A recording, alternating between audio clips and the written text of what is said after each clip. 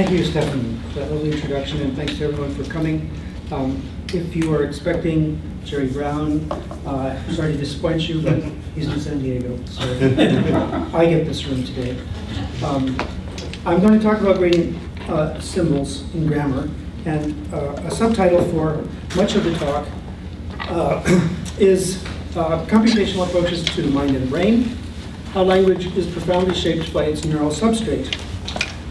I have decided at the last minute to inject some material about dynamics into the talk that should have been there, and I will have to skip over certain parts of the talk to make room for that. So I apologize in advance for flitting by various things that I may not have had a chance to yank out yet.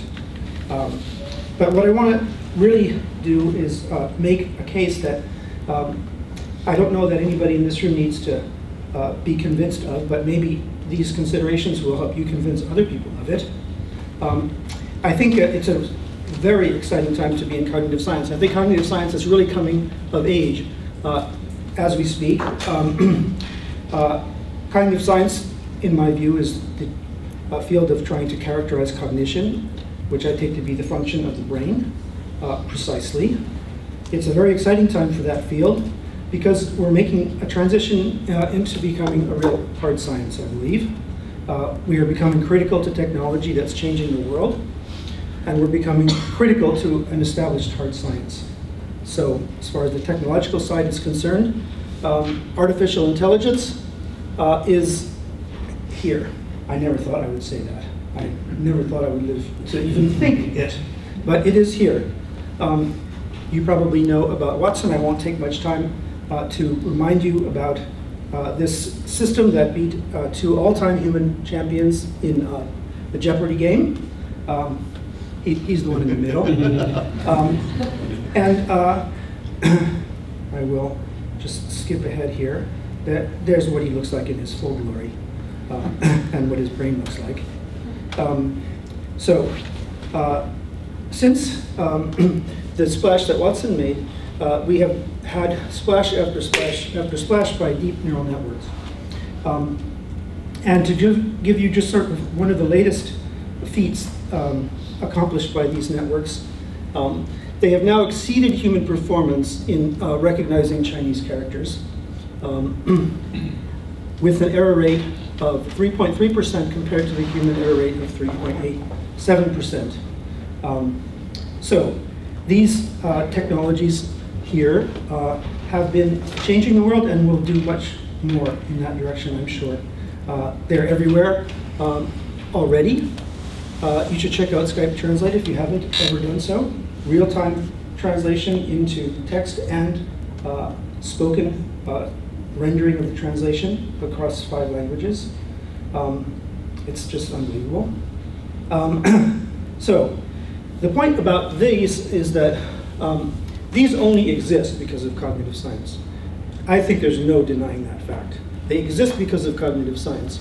So Watson and systems like Watson exist only because of the work that was done starting in the 50s on symbolic models of language, for example, since Watson's Jeopardy game was receiving English and delivering English, not to mention all the stuff going on in between.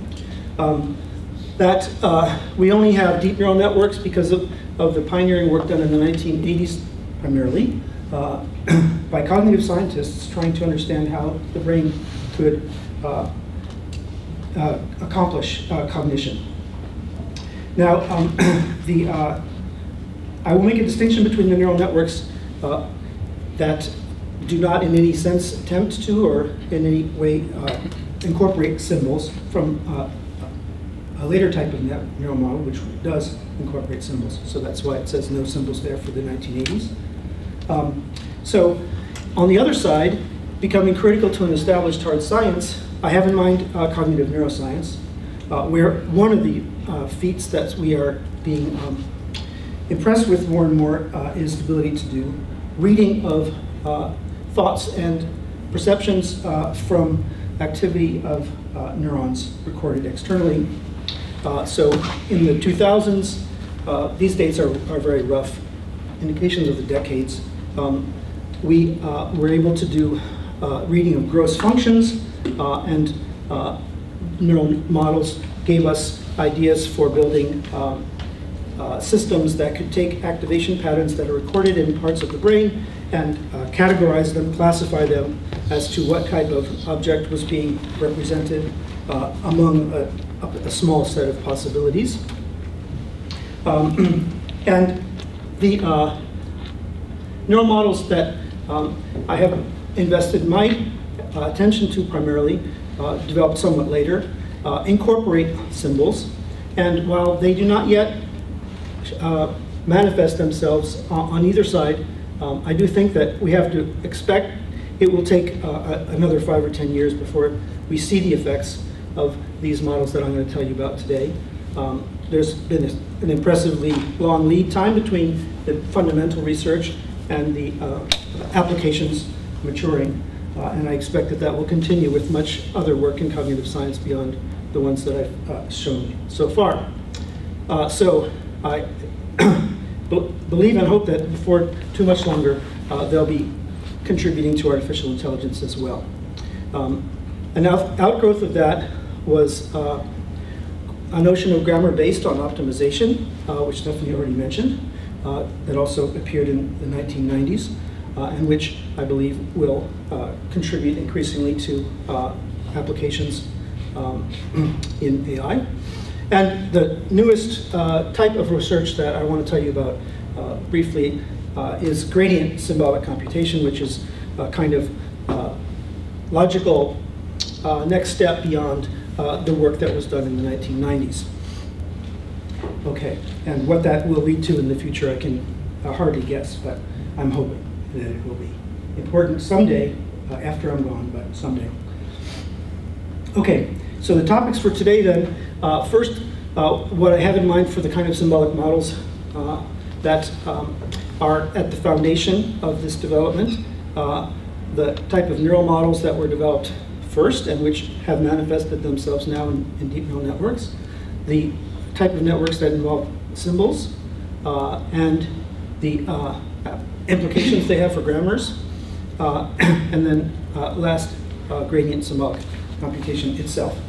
So the first two topics here that I'll talk about quite quickly are sketching what I have in mind when I refer to computational approaches to the mind and brain, and the latter topics add up to, in my view, an argument that the most profound aspect of language, which is the kind of computational architecture that it is realized in, that architecture is very fundamentally shaped by being based in neural computation.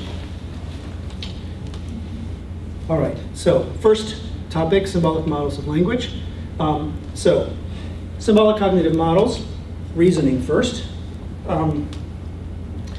So at the heart of the notion of symbolic cognitive modeling are ideas that go very far back and have a very distinguished pedigree. So if I tell you that it's a law of science that if P is true, then Q is also true, and then I tell you it so happens that P is true, then you have no trouble telling me, well, then Q is true. The point of this being the question, you have no idea what P and Q are. How could you know that Q is true? It's amazing that we can understand something like if P is true, then Q is also true, to the extent that we can reason with that information without knowing anything about P and Q.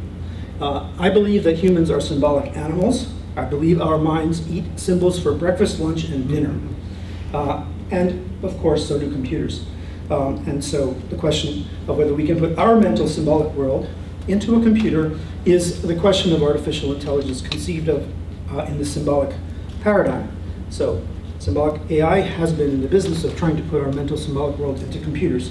And its success is part of what brought us Watson and other systems.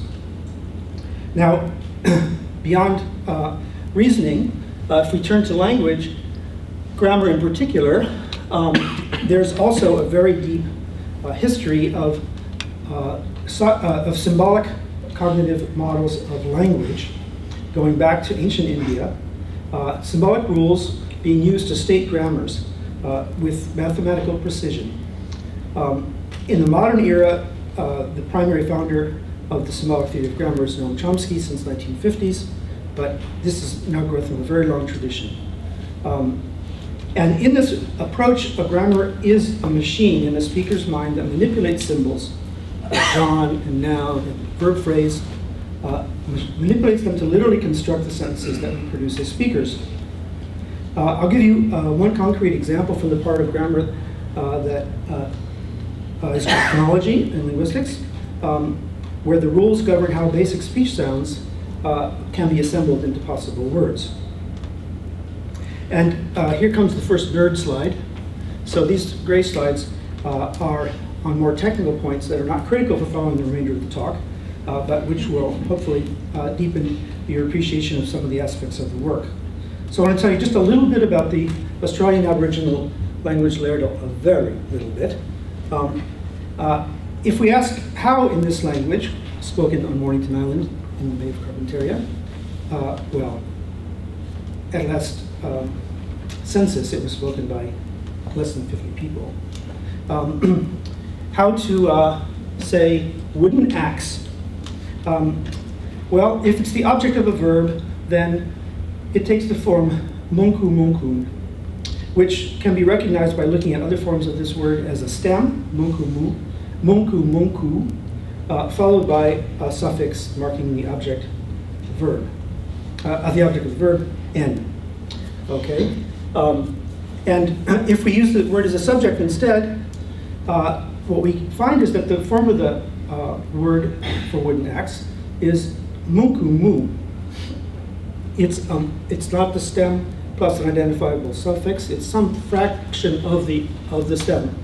And if you look at all of the words, how they're formed in the as objects and subjects, you see a rich pattern of forms that grow and shrink from word to word in a way that actually turns out to be entirely systematic. And so we can ask, what is the general knowledge that speakers of this language need to have in order to compute a form like this and all the other forms?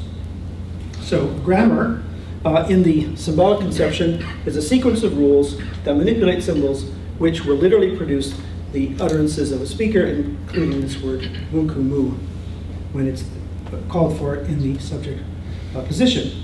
And here's what the sequence of rules that manipulate symbols looked like in the 1980s for doing this. Hopefully this will go fast. Let's see.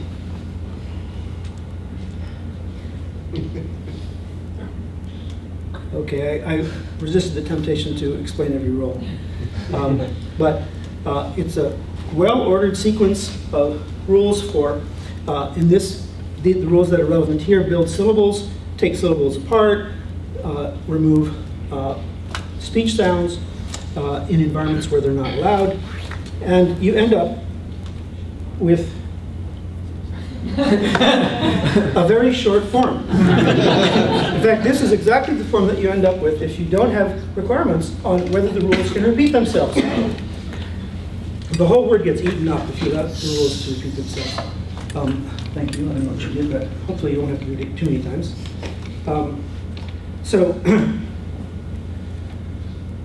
This is just one example of what is meant by saying that speakers have knowledge of how to combine symbols in rule-governed ways in order to produce the forms of the languages that they know. Okay, so that was just the very beginning of the story about symbolic models, what I have in mind when I use that phrase. And now, just want to repeat that the inputs and outputs that Watson deals with are in English, and it's success of symbolic linguistic theories that enabled Watson to be as successful as he was. Now, the second topic involves neural networks, the basic versions of neural networks, which have been playing important roles on both sides of this slide here in this decade. You all know what neural networks are. I'm not going to tell you what they are. You know that they all nowadays pretty much learn from large sets of examples of some input-output function that the network is supposed to learn, translating, for example, sentences of German into sentences of English, using mostly this one learning algorithm, backpropagation, invented in the 1980s, in which activation flows up through the network from the input layer to the output layer, and then error flows backwards from the output layer to the input layer. It turns out that increasing the network depth, the number of hidden layers in between the input and the output, can dramatically improve learning, as long as we have enough training data and enough computing power to process those data. And so it turns out that the only change really in this field since the 1980s are these. We now have them, and we didn't in the 1980s. But the ideas are basically exactly what the cognitive scientists writing the PDP books in 1985 were proposing. And to emphasize the size of the, what sizes are that we're talking about, Google trains networks with billions of connections, something I don't think any of us would have imagined in the 1980s as would ever happen. Okay, so those neural models include things like systems that learn to classify activation patterns and are used to recognize single objects in brain images over here, and which are the foundation of all of the deep neural network learning systems. So I don't see an explanation for this. Oh, it's... Do you know what it is? This connection is a little loose and can't be screwed in. Ah, okay. All right. Well, I'll try not to touch anything too hard. Okay. All right, so backprop.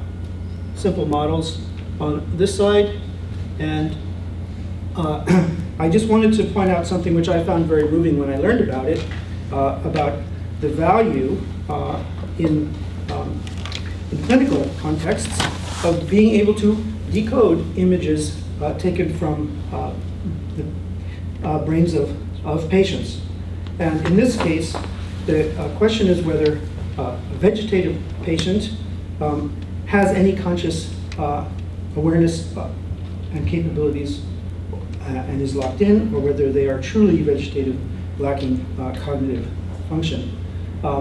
And a story that you might want to know about if you don't already is this amazing story about a patient which was asked questions to which the scientists asking the questions didn't know the answer. Completely unresponsive patient. Do you have a brother? The patient was told, in order to respond, yes, imagine you're playing tennis. In order to respond, no, imagine you're navigating your apartment. But only do that when we say the word answer after we pose the question. And then stop doing that response when you hear us tell you to relax. And you look for activity in either of the two patient brain regions that have previously been identified, including through normals, been previously shown to associate with those two different kinds of mental activities. And son of a gun, for 5 of the 6 questions, there was a measurable response, and they were all correct, indicating that, and I should say that the neural activation started when answer was uttered and stopped when relaxed was uttered. And so it does seem that even though our ability to decode, this is an extremely crude distinction to make, and that's largely the level we are at, largely. Even that has some extremely important implications. All right, so what I want to turn to now is less familiar material for the rest of the time. So I'll talk about neural models with symbols. All right, I do believe that it's important to recognize that human thought can cope intelligently with an unlimited set of situations, that we have this capacity called productivity.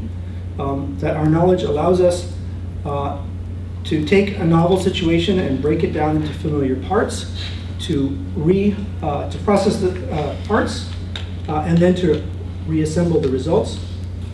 This is what I call the combinatorial strategy for achieving productivity, and I think it's a profound aspect of human cognition.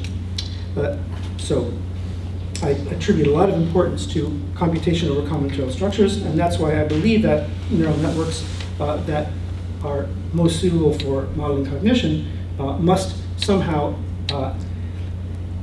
embody the combinatorial strategy. Now the parts could be symbolic arrangements, as in the symbolic paradigm, but the parts that are recombined could also be distributed patterns of neural activity, which is what they are in the systems that I study. So there's a mathematical isomorphism that links two levels in the human mind brain, a high level in which you have the equivalent functionally of symbolic computation, and a lower level where you have a neural network computer with activation passing around among simple processing units. So the picture of these levels is indicated here. It's a familiar kind of distinction between the objects like documents and images and folders that we think we're dealing with a computer. Those are, in fact, parts of a virtual machine. But another level of description closer to the physical level will tell us that what we're dealing with are huge collections of bits. And the idea is very similar here, that one and the same system can be dealt with as a virtual machine that has symbol structures and processes them, and at a more fine grain has a network of units passing activation around. So there's a mathematical isomorphism that implements that linkage. Okay. And so what would it mean for there to be combinatorial structure in the activation patterns in a network like this? What would it mean to realize the combinatorial strategy using not symbol structures as the parts, but distributed activation patterns instead? Well, back in Nerdland, here's the answer that I proposed, that in the symbolic, at the symbolic level here, what we do to create a simple structure would be to take something like Frodo as the left child and Liz as the right child, and each of these is now going to be encoded as an activation pattern. This is an activation pattern for Frodo as the left, in the left position of the tree, and this lives in the right position. The combination operation in symbolic computation is concatenation, but the combination operation in the world of vectors, where these things live, is simply addition. So at the macro level, big M, the combination in the combinatorial strategy takes the form of concatenation, but at the micro level, it takes the form of addition or superposition. The sum of these two activation patterns is just what you get by superimposing them. So darker means more active. And that's the picture of compositionality at the microscopic level. And what does it mean to say that this encodes Frodo in the left position of a simple tree? Well, that's explained here. This particular constituent is encoded by a pattern that's derived this way. First of all, there's an activation pattern which encodes the symbol Frodo, or the identity. And there's another activation pattern that encodes the role within the bigger structure that this symbol is going to play, namely left child. And then this pattern here is gotten by taking the tensor product of these two vectors, which produces this vector here. The activation value, so this vector here is the encoding of Frodo in the left child position. And it's defined, the tensor product is defined by the following rule, that the activation of this unit is gotten by numerically multiplying together the activation of this unit in the pattern for the filler times this unit for the activation of the pattern for the role. And so that whole thing is a kind of outer product that binds together the symbol and the position that it occupies. So this is just an expression of the same thing, that the filler role constituent is gotten by taking a product of patterns for each of the parts, the filler and the role. So at the macroscopic level, a symbol consists of a set of bindings in which we have a bunch of symbols, each bound to the particular role in the structure that it occupies. In this case, Frodo lives, there are just 2 such Fs and 2 such roles, left and right child, but that's of course much less rich set of constituent structure than we typically will deal with. And the corresponding thing, the isomorphic characterization of that structure at the micro level is a sum over all of these constituents of the tensor product of the vectors representing the fillers and the roles. So that's what I mean when I talk about activation patterns having combinatorial structure. They are built up from constituents by the simple operation of superposition. That's the isomorphism I mentioned between the levels. Now, this is the kind of system that you can build with by taking advantage of that kind of isomorphism. It's remember that its job is to relate a symbolic virtual machine to a neural network. And to illustrate one concrete type of operation that can be done, at the macro level, what we do is we take some sentence, passive or active. Passive, few leaders are admired by George Bush. Map it into something like a logical form, predicate expression, admire George Bush few leaders. That function that maps this syntactic form to this sort of semantic form, I'll call F here, and this is typical of the kinds of functions that are required in symbolic accounts of cognition. Now, what we do in the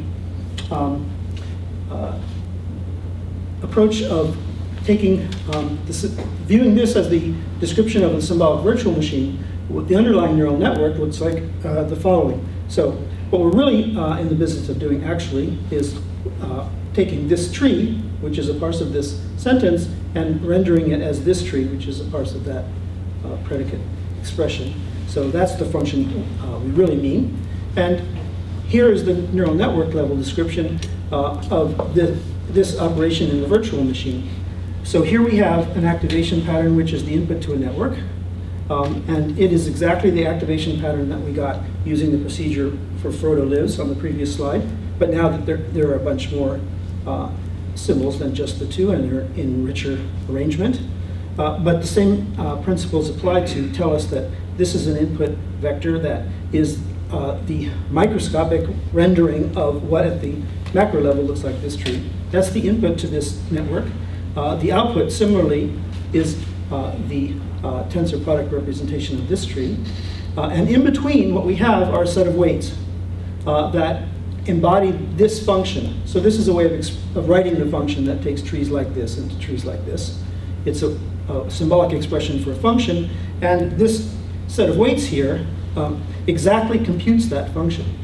So we can write down a formula for what this matrix is, which mirrors directly this formula at the macro level, in fact. And we can prove that any input vector that comes into this network, which is the encoding of a tree, of a passive sentence, will produce through these weights an output pattern, which is exactly the encoding of the correct corresponding meaning. Okay, so exactly computes that function. This is the kind of thing that we can use this 2-level description to accomplish. Okay, so now what I hope is that by using neural models that have combinatorial representations in them along the lines that I just sketched, we will be able to decode complex events in the mind-brain by doing neural imaging. So work of that sort is getting underway. We'll see how successful it is. And I believe that once deep networks have these kinds of virtual symbolic architectures, as well as the power of backpropagation at their disposal, that we'll get another quantum jump in their performance, but that's just a bet. the time lag is such that we will have to wait and see for some years whether that hope of mine comes to fruition. Okay, so that's something I'm working on at Microsoft at the moment. And, I wish I could give you good results, but I don't have any yet. So, all right. Next topic is how this view of the cognitive architecture leads to a new view of grammar, which, as Stephanie kindly pointed out, has made a major impact in the field of linguistics. So this is a place where the practice of symbolic linguistics, essentially, was really impacted by what I consider to be implications of thinking about the neural substrate of language. And the upshot of this is that we now view computation and grammar as a kind of optimization. We view knowledge not as a procedure, a set of sequential operations for rewriting symbols. We don't consider knowledge to be a procedure. In this new view, we consider it to be a set of desiderata, a set of properties we would like expressions to have. And optimization is the business of finding expressions that satisfy the desiderata as well as possible. So this is the new theories of grammar that I will introduce you to here. And they derive from the basic fact that in certain neural network architectures, computation builds an activation pattern that maximizes something I call harmony. It's a well-formedness measure. The activation spreading in these kinds of networks forms a pattern of activation that best satisfies a set of micro-desiderata that are encoded in the connection weights. And so that can be exemplified in a super simple context here, where we just have 3 units in a network. And here we have an inhibitory connection between units A and B. And what I mean here by micro-desideratum associated with this particular connection is that optimally, the activation pattern that we build should have this following property. A and B should not both be active simultaneously. If they are, that's bad, and we decrease the measure of well-formedness called harmony. We decrease it by imposing a penalty of magnitude 2. That's the strength of this micro constraint. Similarly, if we have a connection that's excitatory, positive, then that encodes a micro-desideratum that these 2 units should be both active simultaneously. And if they are, then we get a reward of 3 points for our well-formedness measure, harmony. Okay, so the interesting fact is that if the activation pattern in the neural network is one of the kinds of representations of symbol structures that we just talked about, if it's a tensor product representation, if it has the kind of combinatorial structure that we were talking about just a slide or 2 ago, then it turns out that this mathematically entails that the output of the network can be characterized at the symbolic level as something that maximizes a macroscopic characterization of well-formedness, macroharmony. So what we have corresponding to this macro level description is a set of macro-desiderata, which collectively define a notion of well-formedness that we call a harmonic grammar.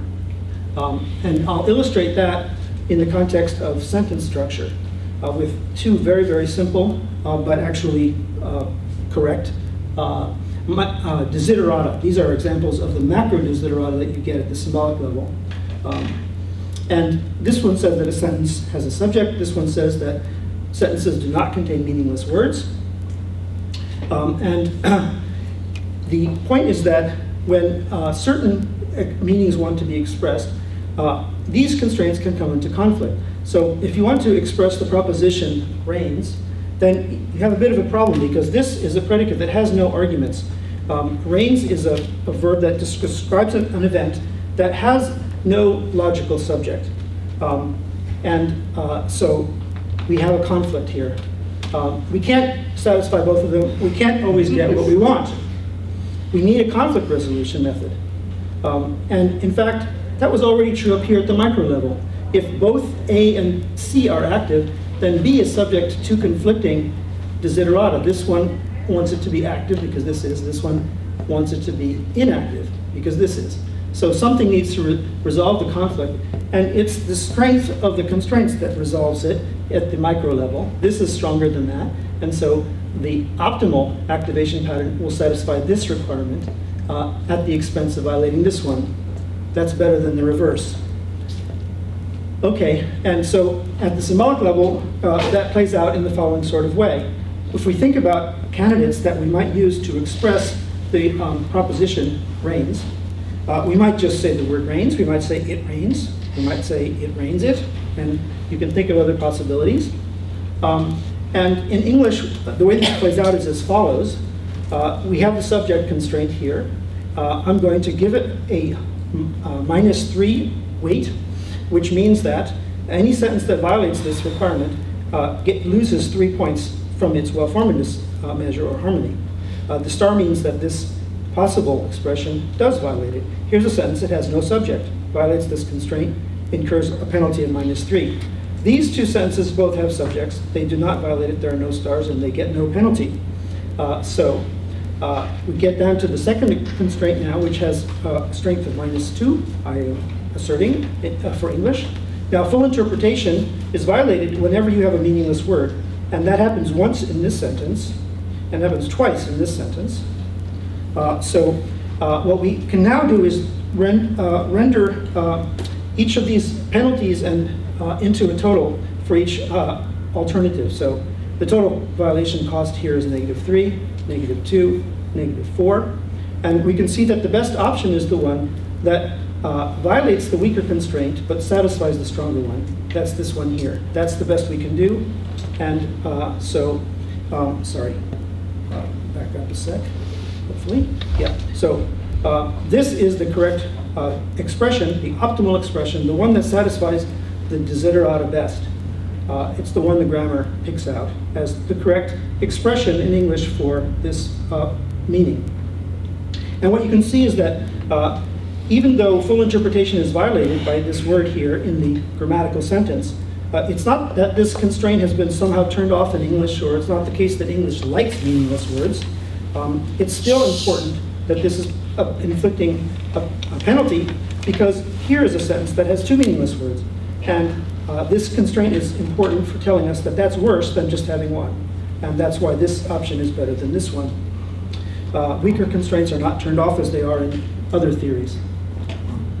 Now, the interesting thing for the linguists is that we can contemplate a language in which the strengths of these constraints is reversed, where it's full interpretation that has -3 and subject that has -2 as their strengths. And it turns out that that describes the situation in Italian.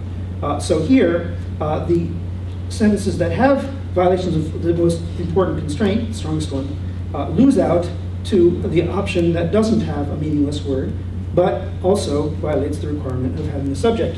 So now, it's this option here which has the highest harmony and which is the correct form in Italian, although they use a different word than we do for that. But the point is, that's what it means. It means rains. There's no subject in the sentence. And so what this work led to is a formal theory of how to compute what a possible language is. So what the linguist does is try to identify the constraints that hold and to examine the consequences of different weightings of these constraints. And different options for those weightings give rise to patterns like this difference, which differentiate different types of languages, and allow us to compute what we expect the typology of possible languages to look like if we have correctly characterized the constraints of language.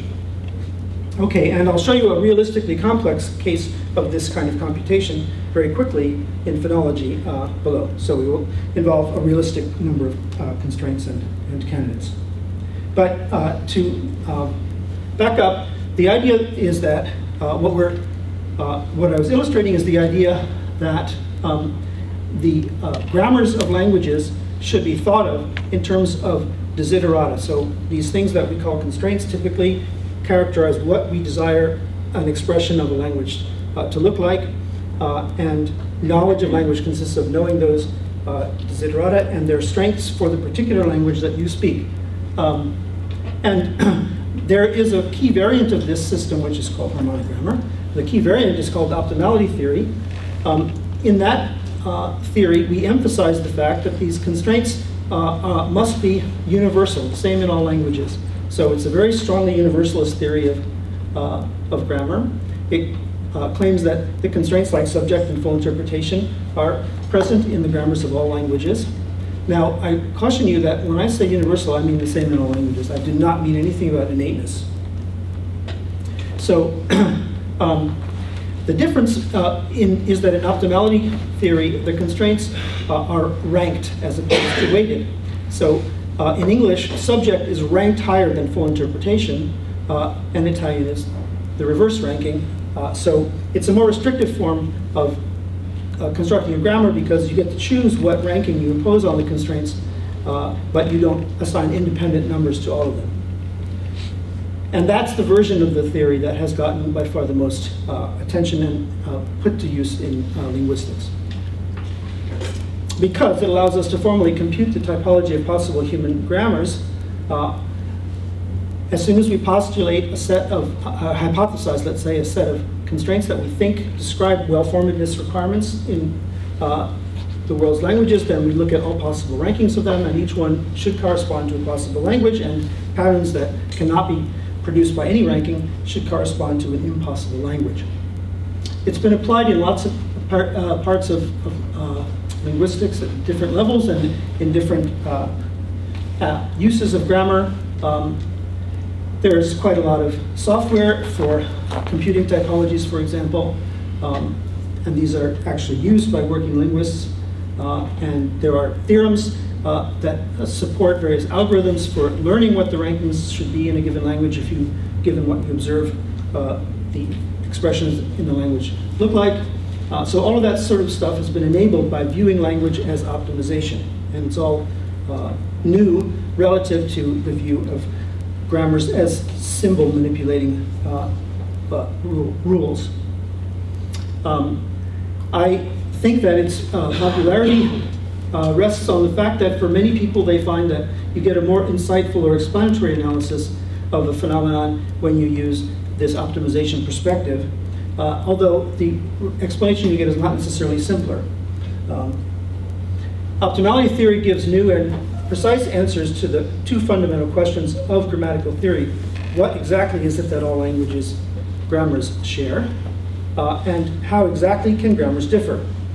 So the answer for what they exactly share is the constraints, the desiderata for combinatorial structures. They're all those desiderata are the same across languages, according to optimality theory. How can they differ? Only in the ranking, or in harmonic grammar, the weighting of the constraints. That is, and this means only in how they resolve conflicts among these desiderata when it's not possible to satisfy all of them. Okay, and I want to show you now what the change looks like in the analysis of that language from Australia when you shift from a symbol manipulating procedure view of grammar to a view of trying to optimally satisfy a set of desiderata. So you may remember that this was the explanation or account provided by symbolic grammars previously to optimality theory, a sequence of symbol manipulating rules which produces ultimately the right answer. And now, something completely different, this is how this is done in optimality theory. These are the constraints that are involved in this analysis. I'm not going to take the time to explain them, but you can come back if you want. They're listed in the order of decreasing strength. This is the word that we looked at first, how to pronounce wooden axe. The stem is munku, munku. And one possible pronunciation you might adopt for it, one candidate output of the grammar, is the expression which sounds exactly the same as the stem, munku, munku. That violates one constraint. These are other possible expressions you might choose to as the pronunciation of this stem. And here's the actually correct one. These differ in how many segments are chopped off the end or added to the end. And for each of these, we can look at all the constraints and see whether the option under consideration violates a constraint or doesn't. And then we can ask which of these options violates the least important constraints. And what you can see is that these two guys violate very important constraints, so they can't be the optimal ones. These two guys violate these two next most important constraints. And that just leaves these two guys left as possibly optimal. The others are clearly worse because they violate constraints that are stronger than any of those violated by these two options. This option is worse than this one because it violates this constraint, which admittedly is the weakest of those listed, but it's still there. And it says that 5 violations are worse than 3. And that's what ultimately leads to the conclusion that this is the optimal form. So it's this kind of calculation that replaces those sequential operations that we saw for deriving the output. Here's another word, WITA, and its analysis with these constraints and its selection of the optimal choice, which in this case is exactly the same as the stem. It's neither shorter nor longer, in fact, unlike this case. Here's a very short stem, and the optimal output turns out to be one that's lengthened by adding a syllable at the end. And so what we see is that this set of constraints ranked in this way can explain stems that get shorter, stems that don't change, stems that get longer, all with one consistent view of what the desiderata are for a word in this language. The constraints in optimality theory are called violable, and here's one aspect of what that means. So this is not the correct pronunciation of this stem. It violates this constraint, which is what makes it worse than the correct choice here, which doesn't violate that constraint. So violating this constraint is fatal for this option. But if you look down here, you see that this form violates exactly the same constraint, but it is optimal. It is the best, even though it has exactly the same violation as this one does. And so it's fatal here, it's tolerated here, and the explanation is quite simply that here there's a better option, namely these two guys, which don't violate it at all. However, in this, with this word as our stem, there isn't a better option. There are no alternatives that don't violate this, except those like this one, which violate something stronger. So there is no better option here, and that's why the optimal form can, in fact, violate a constraint that is impossible to violate in other contexts. So those are the kind of interactions that you see among constraints in this theory, which leads to rich patterns of outputs like these lengthening, shortening, and staying the same pattern in Layerdale. I wanted to briefly mention something very new, which I just came across a week ago or so, that applies optimality theory to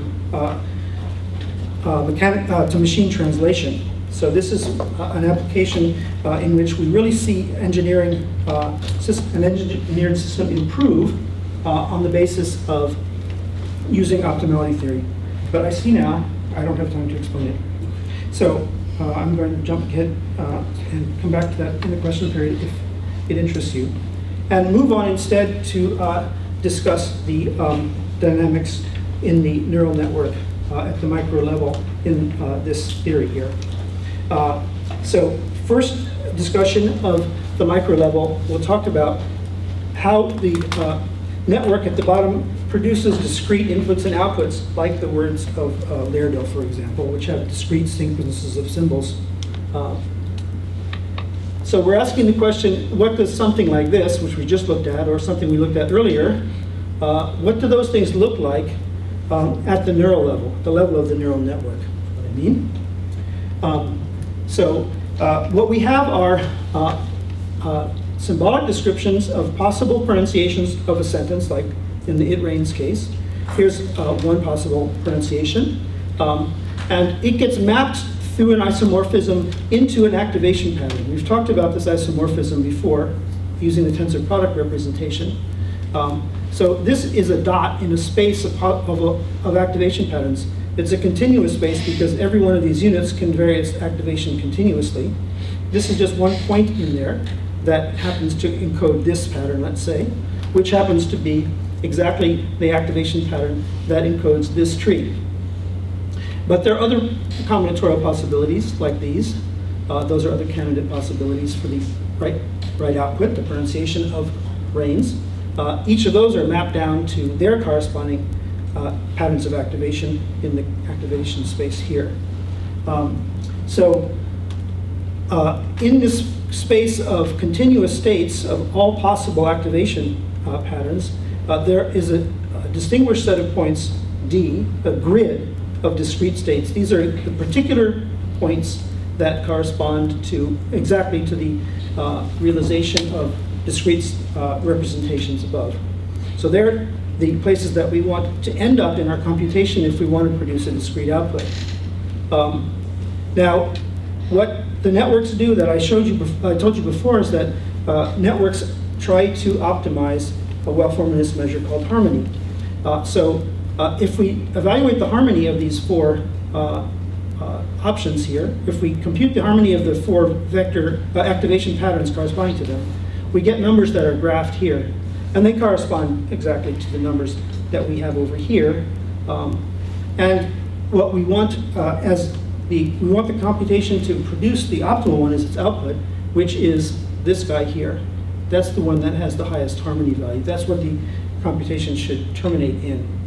But it does its computation in this continuous space. Activation continuously spreads around and doesn't jump from place to place. We don't jump from here to here to here. We move smoothly in space, but we want to end up there. And here's the harmony function over the whole continuous space that we're actually moving in. So what you see is a bowl of harmony that is relevant for the network because it occupies all of these positions while it's doing its computation. And these are the harmony values that correspond to those. So you can think of the network as an ant crawling on the surface trying to get to the top. So it's a drunken ant, as it turns out, because it has a stochastic component to it. The activation spreading rule here is random.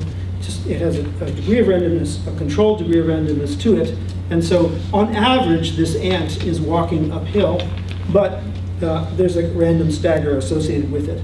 So it's actually moving around in the continuous space here. But it's nice to visualize it as walking on the surface. That tell you the harmony values it's trying to increase as it travels. But what you see is that and so this is the optimization dynamics of the network. It's the rules of activation spreading and the connections between the units which cause the network to do this random walk uphill. That's the optimization dynamics. But what you notice is that the peak of this, the optimal state, is actually here.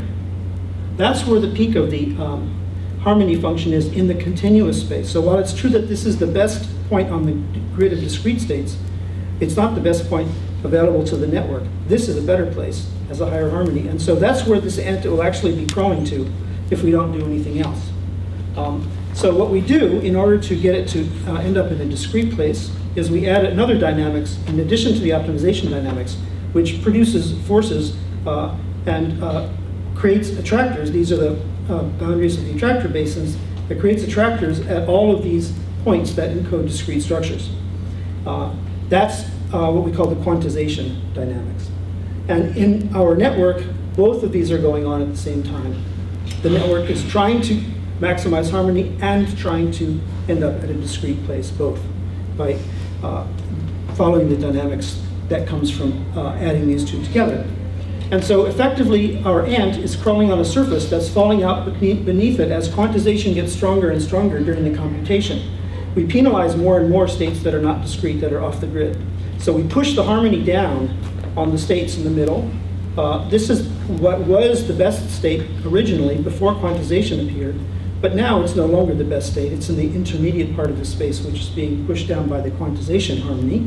And as quantization gets stronger and stronger, the landscape gets steeper and steeper as the non-discrete states are penalized more and more, leaving the discrete states to be spikes. And what we want is our ant to somehow end up at the peak, which is the tallest of these. Now that's a pretty hard task, to be crawling on a space that's collapsing like this and end up at the tallest peak without getting traps along the way on one of these other peaks. That's where we want to end up.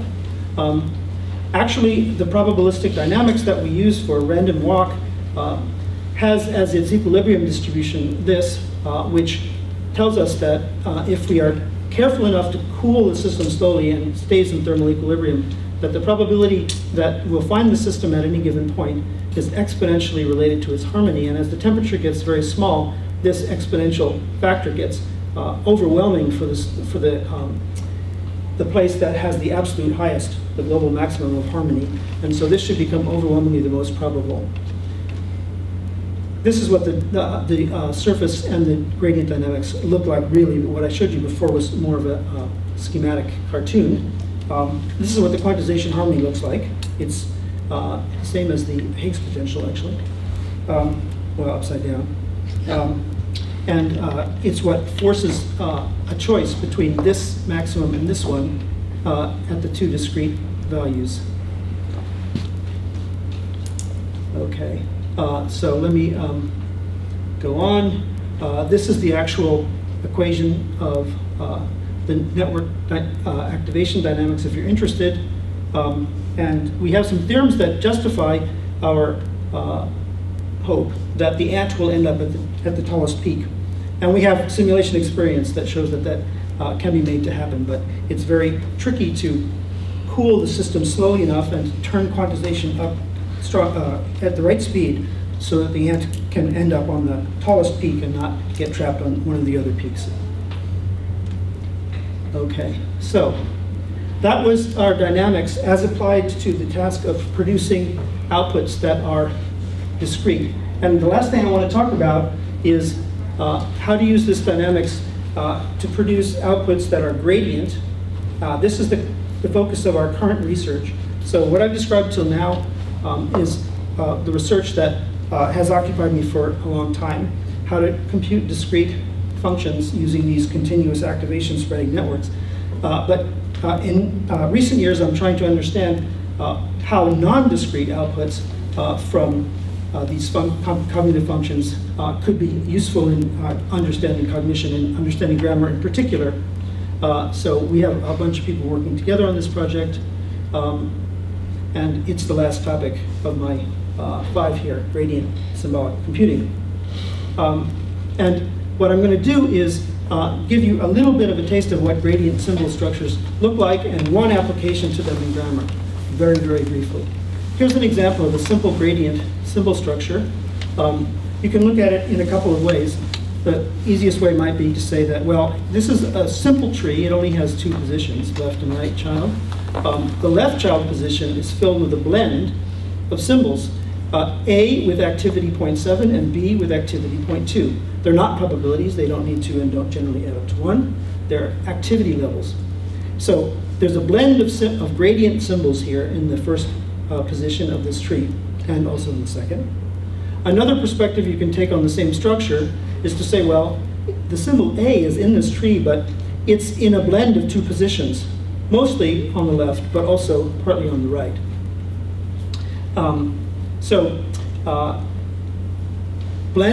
Symbols in blends of roles, roles that have blends of symbols are both part of this, and they're all part of a bigger picture of blended combinations of roles and fillers.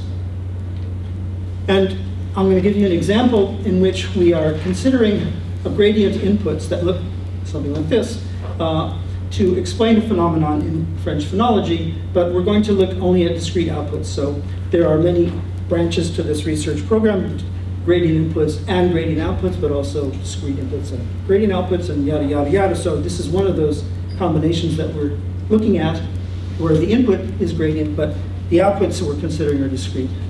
That is what we would get if we ran the quantization dynamics to completion. It would force the network onto one of the discrete output states. And the phenomenon of French liaison is the phenomenon in which certain consonants which are written at the ends of words are pronounced in some contexts, like this one, pronounced as petit ami, but not pronounced in other ones, like petit copain, it's not pronounced. Other words which might sound very similar, petite, will have a T that's always pronounced, even when this type of T is not. So this is called a liaison consonant. This one is not, it's a regular consonant. And liaison consonants act as though they're kind of weak. They appear sometimes, but they disappear other times in ways that other consonants wouldn't disappear. So they're kind of weak, and we formalize that in a very literal way. We give them activity that's reduced. So in the petit ami example, we have one lexical item for small, another lexical item for friend, and what we're proposing in this gradient symbolic analysis is that there is a T at the end of this word which has activity only 0.5. All the other ones, which are not indicated as such, have the default activation value of 1. So this is a weak T, whereas this guy here, who always appears, is a strong T with activation activity level 1. And at the same time, at the beginning of the second word here, we also have a blend of partly active symbols, including a T. And so these are the inputs to the grammar, and we ask what discrete sequence of sounds optimally expresses this, and the answer turns out to be petit ami. You pronounce the T. Whereas in the context in which we don't get the T here, what we find is that there's a partially active T on the first word, but there's no partially active T on the second one. There's not enough activation for the T here for it to surface, and the optimal output is one that doesn't have a T. So by combining their activities, these two T's manage to gang up and be strong enough to appear in the pronunciation in the optimal form, but that doesn't happen here. Then the full-fledged T here is already strong enough to appear irrespective of whether it gets any help from its partner on the right, so it will always appear. So these are some references. This is the one that I gave to Stephanie when she asked for a paper, and this is a 2-volume book that also describes the foundation of a lot of this work, but prior to the development of quantization and prior to the study of the gradient structures. So let me go back to my bottom line here, which is I think it's a very exciting time for cognitive science. We are becoming critical to a technology that changes the world, AI, and we are becoming critical to an established hard science, neuroscience, or cognitive neuroscience, more specifically, through brain reading, but in other ways as well. And so I do think that it's a great time to work in cognitive science with the belief that what we have done in the past has helped after a delay of some decades, and what we're doing now probably will do the same after some number of subsequent years. So with that, I will stop, I think. Yes. Thank you.